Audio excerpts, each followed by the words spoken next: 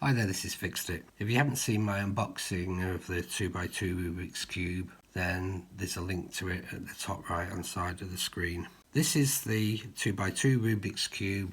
Like the original Rubik's Cube, it consists of 6 sides, which are white, red, yellow, orange, green and blue. Being 4x4, it means that as you solve half of it, you're going to have to break it again in order to solve the rest of it. And there are a number of algorithms to do that. So before solving the cube, mess it up a bit. The first part to solving the cube is the top face, which is 4 white squares. As you can see, we've got 2 squares here. So if we have a look around the side of the cube, we can see there's another square here and another square on the bottom. So I'm going to rotate that one down and move it around 180 degrees. Rotate the other one back up, rotate this one round and past,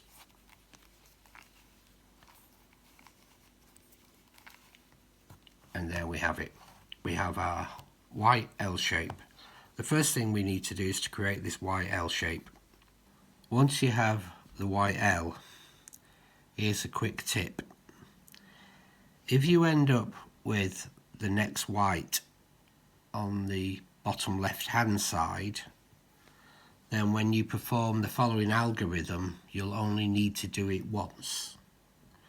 So we do right counterclockwise, down clockwise, right clockwise, down counterclockwise. We now have a completed white top but not completed sides. If you have the white at the front of the L on the right hand side, you'll need to perform the same algorithm 5 times. So we do right counterclockwise, down clockwise, right clockwise, down counterclockwise. Not complete. Right counterclockwise, down clockwise, right clockwise, down counterclockwise. Not complete. Right counterclockwise, down clockwise, right clockwise, down counterclockwise. Not complete. Right counterclockwise, down clockwise, right clockwise, down counterclockwise. Not complete. Note where it's ended up. Right counterclockwise, down clockwise, right clockwise, down counterclockwise. So we can see that having the white on this front face took 4 more goes at the algorithm in order to solve it, whereas having it on this side only took 1. As we've seen, if the white is on this face, then it takes up to 5 iterations of the algorithm to get it onto the top. But here's a quicker solution.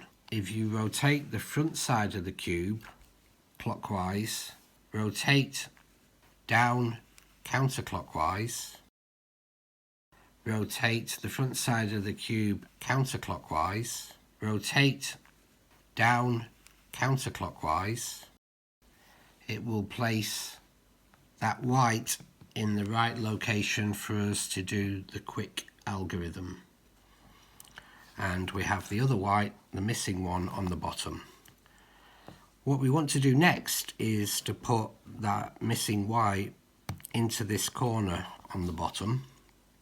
And in fact, if I just spin this around, you can see it comes out on the right hand side at the bottom. Once we've got that, we can actually do a simple algorithm in order to get it into place. To do that, we do right side counterclockwise, the down side clockwise, the right side clockwise, and then the down side counterclockwise. And as you can see, that's given us a top white face. But if we look around the edges, you can see it's not matched up any of the other colours. In order to do that, what we now do is we do right counterclockwise, down clockwise, right clockwise, left clockwise, down counterclockwise, left counterclockwise, right counterclockwise, down clockwise, and right clockwise. And as we can see, that's given us the white, and it's given us one match on one side. So we turn that match away from us, and then we do that algorithm again. We do right counterclockwise, down clockwise, right clockwise, left clockwise, down counterclockwise, left counterclockwise, right counterclockwise, down clockwise, and right clockwise. And now that's given us the top layer complete. The number of times you're going to need to do that algorithm varies, and sometimes when you get the whites in place, this bit will be completely solved. You don't need to carry out that algorithm. The next stage to solving the cube is to turn it over so the white is facing down, and to create a yellow face on this new top. If there's just one yellow on a face, make sure it's in this position, which is the bottom left. If you have two yellows, then it doesn't matter which you use, but one of them needs to be in this position. If you have two yellows together, then you want to rotate them so that they're on the right hand side. Once they're on the right hand side, you now need to do this algorithm. You do right clockwise, up clockwise, right counterclockwise, up clockwise, right clockwise, up clockwise twice, and then right counterclockwise. It's not giving us any yellows on this face, so we do the algorithm again. So we do right clockwise, up clockwise, right counterclockwise, up clockwise, right clockwise, up clockwise twice, and right counterclockwise. And that's now given us two yellows on that side, so we'll spin that around so it's on the right, so we do the algorithm again. Right clockwise, up clockwise, right anti-clockwise, up clockwise, right clockwise, up clockwise twice, and right anti-clockwise. And it now gives us a yellow, and if you've got a single yellow, that yellow needs to go in this position. So let's just rotate the cube around and do right clockwise, up clockwise, right anti-clockwise, up clockwise, right clockwise, up clockwise twice, and right anti-clockwise. Again, it's given us another yellow, so we rotate that around until it's on this bottom left position. And then right clockwise, up clockwise, right counterclockwise, up clockwise, right clockwise, up clockwise twice, and right anti-clockwise.